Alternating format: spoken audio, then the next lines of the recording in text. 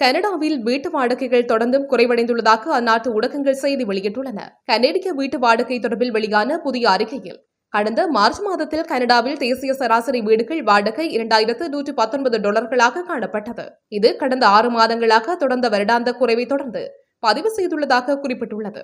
Rentals.ca மற்றும் அர்பனேஷன் நிறுவனங்கள் வெளியிட்டுள்ள மாதாந்த தரவுகளில் கடந்த 2024ஆம் ஆண்டு மார்ச் மாதத்துடன் ஒப்பிடுகையில் இந்த வருடம் மார்ச் மாதத்தில் வீடுகள் வாடகை 2.8% குறைந்துள்ளன. எனினும் பிப்ரவரி மாதத்துடன் ஒப்பிடுகையில் மார்ச் மாதத்தில் வாடகை விலை 1.5% உயர்ந்துள்ளது. இது கடந்த செப்டம்பர் மாதத்துக்கு பிறகு முதல் முறையாக மாதாந்த அடிப்படையில் ஏற்படும் உயர்வாகும். முந்தைய மாதங்களை விட மார்ச்சில் வாடகைக்கு வீடுகளை பெற்றுக் கொள்வோரின் செயற்பாடுகள் அதிகரித்துள்ளது.